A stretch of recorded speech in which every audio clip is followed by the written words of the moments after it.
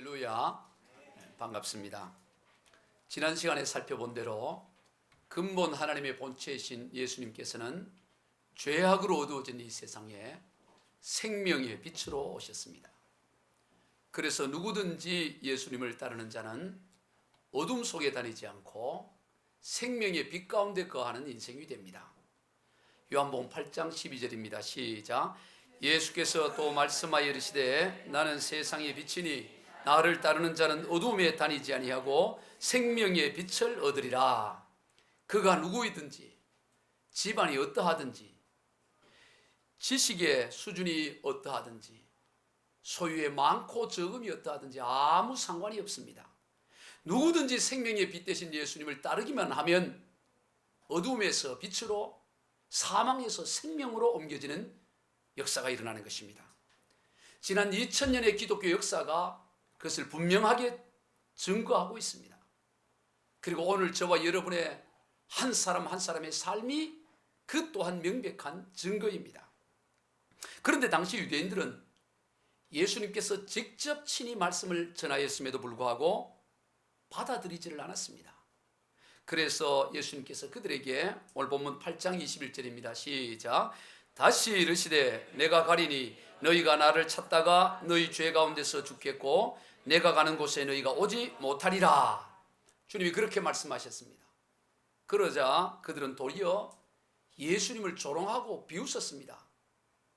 나 있는 곳에 너희가 나를 따라오지 못한다고. 그게 무슨 말이냐고. 아마 자기를 하려고 그러는가 보구나. 자기를 하면은 거기에 우리가 따라가지 못하지 하면서 예수님의 말씀을 조롱하고 비아냥거렸습니다. 메시아가 오셔서 바로 그들 눈앞에 계셔서 말씀하고 있음에도 불구하고 그들은 그 예수님을 모르고 비웃고 조롱하고 있는 것입니다. 여러분, 과연 그들이 누구일까요? 예수님과 대화를 하면서도 예수님이 보이지 않는 인생입니다. 틀림없이 눈앞에 예수님이 있는데 그들의 삶 속에는 예수님이 없습니다. 과연 이들은 누구일까요? 그저 2000여 년 전에 팔레스타인 땅에 있던 일부 유대인들에게만 해당되는 것이 아닐까요? 그렇지 않습니다. 예수 복음을 대놓고 거부하는 교회 밖의 사람들은 물론이거니와 교회 안에 있는 사람들 가운데도 얼마든지 이러한 모습이 있을 수가 있습니다.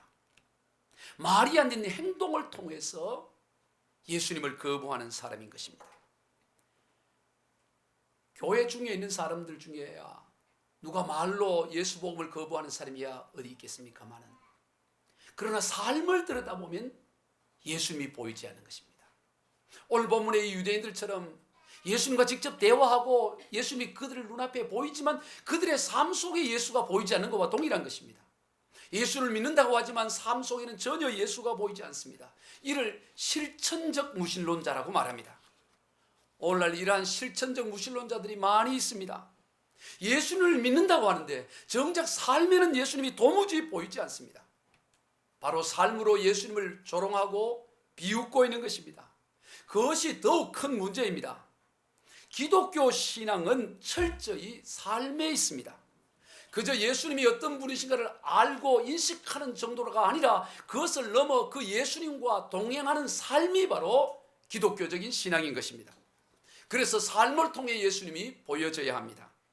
성도 여러분, 지금 여러분의 삶 가운데는 예수님이 보여지고 있습니까?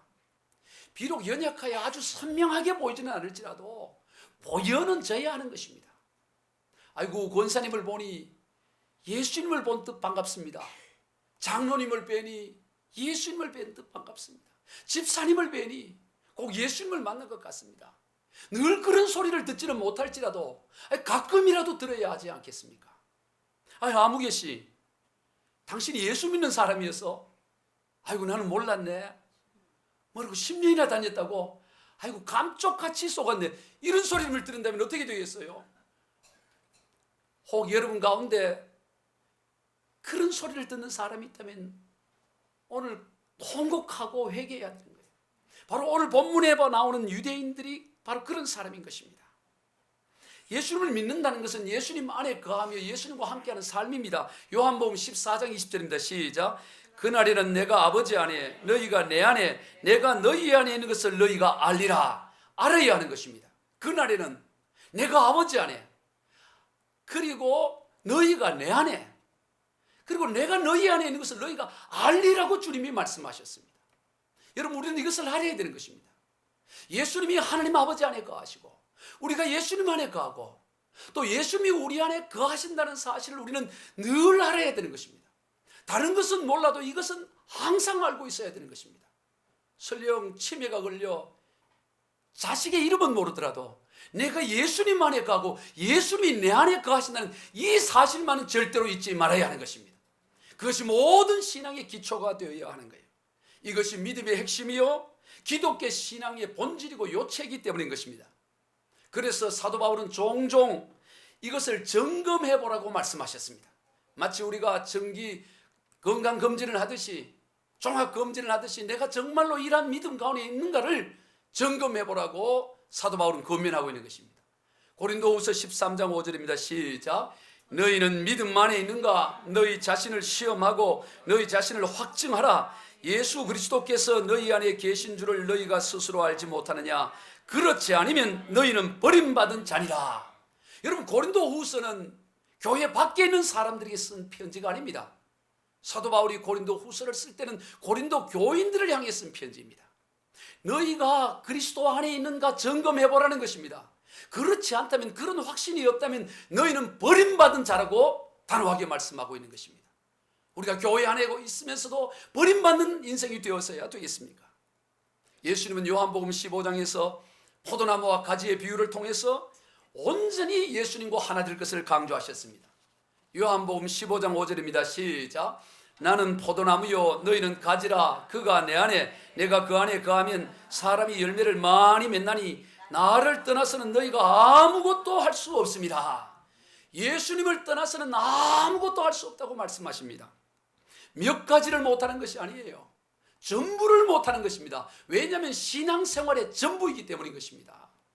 예수님을 떠나서 이런저런 화려한 일을 해도 그것은 아무것도 아니라고 주님은 말씀하는 것입니다. 세상이 박수를 치고 환호를 하고 대단하다라고 그렇게 말할지라도 우리 주님께서는 그것은 아무것도 아니라고 말씀하는 것입니다. 주님을 떠난 어떠한 것도 아무것도 아닌 것입니다. 그래서 아모스 8장 11절로 13절입니다. 시작. 주 여호와의 말씀이니라. 보라, 날이 이를지라. 내가 기근을 땅에 보내리니 양식이 없어 주림이 아니요 물이 없어 가람이 아니요 여호와의 말씀을 듣지 못한 기갈이라. 사람이 이 바다에서 저 바다까지 북쪽에서 동쪽까지 비틀거리며 여호와의 말씀을 구하려고 돌아다녀도 얻지 못하리니 그날에는 아름다운 처녀와 젊은 남자가 다 갈아여 쓰러지리라. 아름다운 처녀도 건강한 남자도 목마름으로 갈아여 넘어진다고 말하는 것입니다. 그것이 배가 고파서 그런 줄 알았는데 밥을 먹어도 해결되지 않습니다. 목이 말라서 그런 줄 알았는데 실컷 물을 마셔도 그렇게 되질 않았습니다. 무엇에 대한 목마리였습니까? 하나님의 말씀을 듣지 못한 기갈 때문인 것입니다.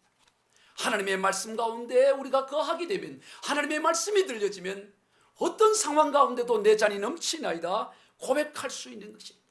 그런데 많은 인생이 그 구른적인 목마름을 모르고 이런저런 것으로 그 목마름을 해갈라려고 찾아다니다가 결국에는 그 더 큰 목마름 가운데 무너져 내리는 것을 보게 되는 것입니다. 이것을 오늘 본문 21절에서 예수님께서는 예수님을 찾다가 결국 죄 가운데 죽게 되는 것이라고 하셨습니다. 오늘 21절을 다시 한번 읽습니다. 시작. 다시 이르시되 내가 가리니 너희가 나를 찾다가 너희 죄 가운데 죽겠고 내가 가는 곳에 너희가 오지 못하리라. 다들 예수님을 찾습니다. 인류 누구도 예수님을 찾지 않는 사람은 한 사람도 없습니다. 불교도든 힌두교도든 이슬람교도든 기독교도든 다 사실은 예수님을 찾고 있는 것입니다. 다만 그분이 예수님이라는 것을 모르는 것입니다. 왜냐하면 예수님 안에 그들이 찾는 모든 좋은 것이 거기에 다 들어있기 때문인 것입니다. 그래서 사실은 다들 예수님을 찾고 있는데 그 예수님이 누군지를 제대로 몰라서 엉뚱한 것 가운데서 목마름을 해가려고 하는 것입니다. 예수님 안에 모든 것이 다 들어있습니다. 모든 이들이 찾고자 하는 궁극적인 그 모든 것들이 그리스도 예수 안에 있습니다. 그래서 골로새서 2장 2절입니다. 시작. 하나님의 비밀인 그리스도를 깨닫게 하려 함이니 그 안에는 지혜와 지식의 모든 보화가 감추어져 있느니라. 모든 보화가 감추어져 있다. 그렇게 말씀하셨어요. 몇 가지 보화가 아닙니다. 모든 보화예요. 예수님만의 모든 보화가 다 들어있습니다. 그러나 세상적인 지식으로는 이것을 알 수가 없어요. 그래서 하나님의 비밀이라고, 하늘의 비밀이라고 말씀을 하는 것입니다. 오늘 저와 여러분은 그러한 하나님의 비밀을 알고 있고 또 그 비밀을 세상 사람들에게 알려주는 하나님의 비밀을 맡은 자들이라고 성경은 말씀합니다. 고린도전서 4장 1절입니다. 시작. 사람이 마땅히 우리를 그리스도의 일꾼이요 하나님의 비밀을 맡은 자로 여길지어다. 오늘 저와 여러분은 하나님의 비밀을 알고 하나님의 비밀을 맡은 자인 것입니다. 모든 지혜와 지식의 근원 되신 예수님이 하나님의 비밀이고 우리는 그것을 알고 또 그 비밀을 세상 가운데 전해주는 하늘의 비밀을 맡은 자라고 성경은 말씀하고 있습니다. 보통 사람이 아니에요. 여러분, 우리나라의 국가 기밀 1급을 아는 사람이 몇이 될까요? 또 언제라도 국가 기밀 1급에 쉽게 그렇게 접근할 수 있는 사람이 과연 몇 사람이 될까요? 극히 소수일 것입니다. 그리고 그들은 대단한 권세를 가진 자가 될 것입니다. 그런데 오늘 저와 여러분은 한 나라의 비밀이 아니라 한 국가의 비밀이 아니라 하늘나라의 하나님의 비밀을 알고 하나님의 비밀을 맡은 자라고 하고 있습니다. 그러니 얼마나 놀라운 일인 것입니까?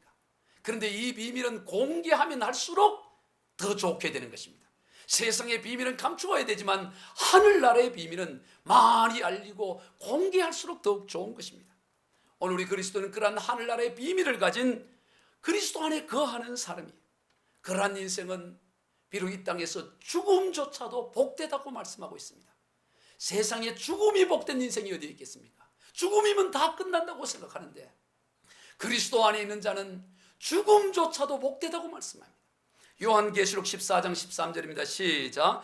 또 내가 들으니 하늘에서 음성이 나서 이르되 기록하라. 지금 이후로 주 안에서 죽은 자들은 복이 있도다 하시며 성령이 이르시되 그러하다. 그들의 수고를 그치고 쉬리니 이는 그들의 행한 것이 따름이라 하시더라. 주 안에서 거하는 자는 살아있을 때만 보이는 것이 아니고 주 안에서 죽음을 맞이할지라도 이것은 복되도다라고 말씀하는 것입니다. 왜냐하면 주님 안에서 죽게 되면 영원한 안식 가운데 거하기 때문에 진짜의 복은 주 안에서 죽는 것이라고 말씀하고 있습니다. 그러니 주님 안에 거하는 자에게는 버릴 것이 아무것도 없습니다. 주님 안에서 죽음도 복이 된다면 주님 안에서 우리가 배신을 당하는 일, 주님 안에서 우리가 이런저런 섭섭하고 상처를 받는 일 또한 복인 줄로 믿습니다. 우리가 주님 안에 거하게 되면 비록 실패조차도 성경은 복이라고 말씀하고 있어요. 그러니 주님 안에 거하는 자는 버릴 것이 아무것도 없어요. 우리 찬송가 370장에 보면 주 안에 있는 나에게 딴 근심 있으랴 십자가 밑에 나가 내 짐을 풀었네. 그 두려움이 변하여 내 기도 되었고 전날의 한숨 변하여 내 노래 되었네라고 노래합니다. 여러분, 주님 안에 거하게 되면 두려움이 변하여 기도가 되어지는 것입니다. 한숨이 변하여 노래로 바뀌어지는 것입니다. 그러니 주 안에 있는다는 것이 얼마나 복된 것입니까? 죽음자초도 복되니 복되지 않는 것이 아무것도 없어요. 모든 인생은 언젠가는 죽음을 반드시 맞이하게 됩니다. 그런데 그 죽음은 크게 두 가지 형태의 죽음입니다. 하나는 죄 가운데서의 죽음이고 다른 하나는 주님 안에서의 죽음입니다. 주님을 믿어 주님 안에 거하지 아니하면 누구든지 다 죄 가운데서 죽게 됩니다. 오늘 본문 8장 24절입니다. 시작. 그러므로 내가 너희에게 말하기를 너희가 너희 죄 가운데 죽으리라 하였노라. 너희가 만일 내가 그인 줄 믿지 아니하면 너희 죄 가운데 죽으리라. 인생은 반드시 죽게 되는데 죄 가운데 죽을 것인가 주님 안에서 죽을 것인가, 그 선택이 우리의 인생 앞에 놓여 있습니다. 인생은 어떻게 살아야 하느냐보다 더욱 중요한 것은 어떻게 죽느냐 하는 것입니다. 왜냐하면 죽음이 끝이 아니라 영원한 세계의 시작이기 때문인 것입니다. 그러므로 우리는 어떤 일이 있어도 주님 안에서 죽음을 맞이해야 하는 것입니다. 이거보다 복된 것이 없고 이거보다 중요한 것이 없습니다. 그러했기에 예수님께서는 유대인들이 그렇게 조롱을 하고 비아냥을 거리고 그리고 박해를 하고 심지어 십자가에 죽이기까지 해도 주님은 그 복음의 사실을 전하고 또 전하고 말씀하시고 또 말씀하셨습니다. 포기하지 않으셨어요. 아니 포기할 수가 없었습니다. 왜냐하면 너무나 중요하신 것이기 때문에. 그래서 다시 이르시고 또 다시 이르셨습니다. 오늘 본문인 요한복음 8장 21절과 23절과 28절 앞부분에 보면 다시 이르시되, 예수께서 이르시되, 이에 예수께서 이르시되, 이르시고 또 이르셨어요.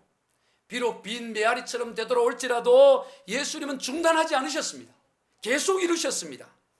오늘 저와 여러분의 삶도 그래야 됩니다. 주변 사람들의 반응이 어떠하든지 상관없이 끊임없이 이루고 또 일러야 하는 것입니다. 예수 복음을 끊임없이 말하고 또 말해야 돼요. 그래서 사도 바울은 믿음의 아들인 디모데에게 디모데후서 4장 2절에서 시작, 너는 말씀을 전파하라. 때를 얻든지 못 얻든지 항상 힘쓰라. 하나님의 말씀, 이 예수 복음을 전하는 것은 때가 따로 없다는 것입니다. 때를 얻든지 못 얻든지, 때를 얻었다고 전하고 못 얻었다고 전하지 않고 항상 전해라고 말씀하는 것입니다. 그만큼 중요하기 때문인 것입니다. 그래서 오늘 본문에서 예수님을 조롱하고 비아냥하는 그들에게 이르시고 또 이르시고 반복해서 이르셨습니다. 그러자 그들은 그러면 도대체 당신은 누구냐라고 묻습니다. 예수님의 대답이에요. 요한복음 8장 25절입니다. 시작. 그들이 말하되 네가 누구냐? 예수께서 이르시되 나는 처음부터 너에게 말하여온 자니라. 너가 누구냐라고 묻는 주님의 질문을 했을 때 예수님께서는 나는 처음부터 말해온 자라, 그렇게 말씀하셨습니다. 처음부터 말해온 자라는 말은 무슨 의미일까요? 그것은 지금까지 줄곧 그 주장하신 그 말씀 그대로의 그분이 예수님이라는 것입니다. 예수님은 줄곧 지금까지 무엇을 말씀하셨고 주장하셨습니까? 나는 하늘에서 내려온 생명의 떡이다. 나는 어두운 세상 가운데 세상에 밝은 빛을 비추는 생명의 빛이다. 나는 길이요 진리요 생명이다. 나와 아버지는 하나이다. 줄곧 그렇게 말씀하셨답니다. 바로 그분이라는 것입니다. 그 모든 공통점은 예수님은 근본 하나님의 본체이시다라는 것입니다. 하나님이시다는 것입니다. 그러므로 처음부터 말하여 온 자라는 이 의미는 나는 태초부터 너에게 말한 하나님이시다, 그런 의미인 것입니다. 그렇습니다. 예수님은 태초부터 우리에게 말씀하신 하나님이십니다. 근본 하나님의 본체이십니다. 그런데 당시 유대인들은 오늘날의 세상 사람들처럼 그것을 몰랐습니다. 그러나 영원히 모르는 게 아니에요. 비록 모른다 할지라도 언젠가는 다 아는 날이 옵니다. 오늘 본문 8장 25절입니다. 시작. 이에 예수께서 이르시되 너희가 인자를 든 후에 내가 그인 줄 알고 또 내가 스스로 아무것도 하지 아니하고 오직 아버지께서 가르치신 대로 이런 것을 말하는 줄 알리라. 예수님께서 들림을 받은 후에, 인자를 든 후에는 알게 될 거라고 말씀하셨어요. 인자를 든 후라는 말은 예수님께서 십자가에 달리신 것을 말하는 것입니다. 예수님께서 십자가에 들려 죽으심을 당하시고, 그리고 장사 지내시고 부활하시고 승천하시고, 그리고 나중에 재림지로 오시는 이 모든 것을 말씀하는 것입니다. 지금은 너희들이 나를 알지 못하고 조롱하고 비웃을지 모르지만 내가 십자가에 죽고 나서는 너희들이 알게 될 것이라고 말씀하셨습니다. 사실 그랬습니다. 예수님께서 십자가에 죽으시고 부활하시고 승천하시고 나서 오순절날 성령이 임하십니다. 그러자 성령 충만한 제자들이 성령을 힘입어 담대하게 예수 복음을 전했습니다. 그랬을 때 많은 유대인들이 예수님께로 돌아왔습니다. 그전에는 예수님을 조롱하고 비웃었던 이들이 성령 충만하여 예수를 전하는 그 제자들의 메시지를 듣고 하루에 3,000명, 5,000명 수많은 무리가 돌아왔던 것을 보게 되는 것입니다. 그러나 그런 가운데도 돌아오지 않는 이들이 있었습니다. 생명이 다하는 날까지 죄 가운데 죽은 이들이 있었습니다. 그들은 언제 예수님을 알게 될까요? 우리 주님께서 천군 천사들과 더불어 심판주로 이 땅에 오실 때는, 그때는 반드시 알게 되는 것입니다. 누구를 막론하고 예수님이 처음부터 태초부터 말씀하신 하나님인 사실을 언제는 알게 되는 것입니다. 그러나 심판주로 오실 때 알게 되면 그때는 늦는 것입니다. 그래서 예수님은 그들이 듣든지 아니 듣든지 계속해서 예수 복음을 전했습니다. 그래서 거부하는 이들도 많았지만 많은 사람들이 믿었습니다. 오늘 본문 30절입니다. 시작. 이 말씀을 하심에 많은 사람이 믿더라. 많은 사람이 거부하고 받기도 했지만 또한 많은 사람이 믿었던 것입니다. 만약 아무것도 하지 않았다면 아무 일도 일어나지 않았을 것입니다. 그러나 예수님은 반대하고 조롱함에도 불구하고 계속해서 복음을 전했을 때 많은 이들이 예수님 당시에도 믿는 일들이 일어났습니다. 바로 그것이 언제나 우리와 함께 하시는 하나님께서 우리를 기뻐하시는 일인 것입니다. 그럴 때 하나님께서는 우리와 항상 함께 하시겠다고 말해요. 요한복음 8장 29절입니다. 시작. 나를 보내신 이가 나와 함께 하시도다. 나는 항상 그가 기뻐하시는 일을 행함으로 나를 혼자 두지 아니하셨느니라. 예수님은 항상 하나님이 기뻐하시는 일을 하셨고, 그러한 예수님을 하나님 아버지는 항상 귀하게 여기시고 또 늘 혼자 두지 않으시고 늘 예수님과 함께 하셨다고 말씀하는 것입니다. 오늘 저와 여러분도 마찬가지입니다. 혹 혼자라고 느껴지시는 경우가 많습니까? 함께 하시는 하나님에 대한 믿음이 약해졌습니까? 그냥 이 세상이 나 혼자 같은 그런 생각이 듭니까?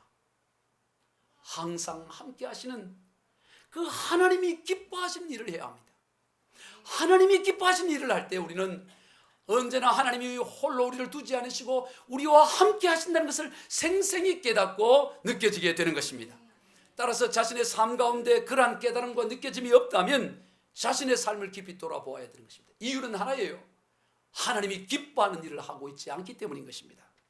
신약 성경에서 하나님께서 함께 하심을 가장 생생하게 깨닫고 느껴진 사람이 누구일까요? 아마 사도 바울과 베드로와 같은 그런 사람들이 아니겠습니까? 사도 바울과 베드로의 가장 공통된 특징이 무엇입니까? 그들은 바로 하나님이 가장 기뻐하는 예수 복음을 항상 열심히 전했다는 것이 그들의 공통점입니다. 그러니 하나님이 가장 기뻐하는 일을 가장 열심히 하니 당연히 하나님이 그들과 함께 하심이 생생하게 깨닫게 되어지고 느껴지게 되는 것입니다. 하나님이 그렇게 보여주시는 거예요. 고린도후서 1장 5절입니다. 시작. 우리의 모든 환난 중에서 우리를 위로하사 우리로 하여금 하나님께 받은 위로로서 모든 환난 중에 있는 자들을 능히 위로하게 하시는 이시로다. 우리가 예수 복음을 전하다가 환난을 당하니 환난 중에 있는 우리를 위로하시기 위해서 우리 주님께서 우리에게 다가오셔서 우리를 위로하셔요. 그래서 그 위로함을 받고 또 그와 같은 환난 가운데 있는 자들을 우리가 위로하게 되는 것입니다.